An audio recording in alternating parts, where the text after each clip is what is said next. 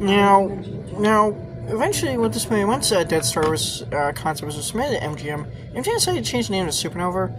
Originally named Dead Star was apparently thought to be sound too. Apparently, the name Dead Star had actually been taken elsewhere. And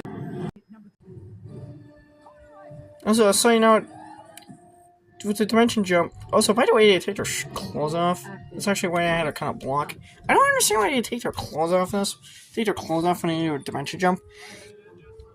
At one point, I have never seen another sci-fi any other. I can't remember any other sci-fi I've ever seen where they take their clothes off, where they strip naked during space travel. I mean, Star Trek don't do that. They keep their uniforms on.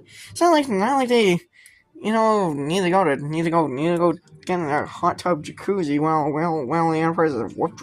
It's not like Captain Picard needs to take a hot tub jacuzzi while the Enterprise is in whoop. Enterprise D is in whoop drive. Now, by the way, in case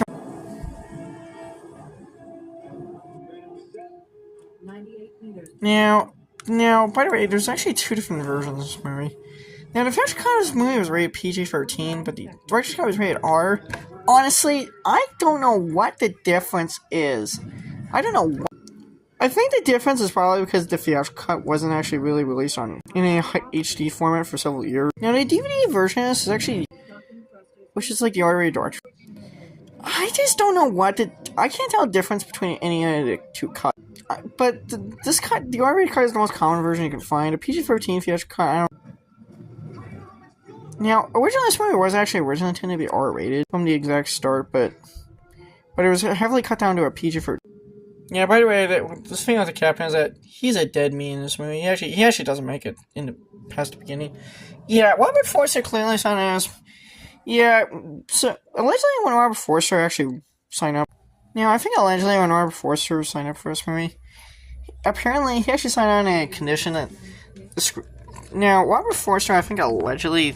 Now, a lot of the cast members hated making this movie. James Spader in particular admitted that this movie was a piece of. I think he later called this movie a piece of shit. He said that making this movie was worse than making Stargate. Honestly, I guess I don't blame him. I mean, this movie actually flopped, and honestly, by this point, James Spader's career at this point was kind of in the toilet. At this point, he was also he's starting to be pretty forgotten a watcher, which came out a few months after this movie. Now, this movie was released in January 2000, which now this movie was actually delayed and shelved by MGM numerous times due to its complex production history. So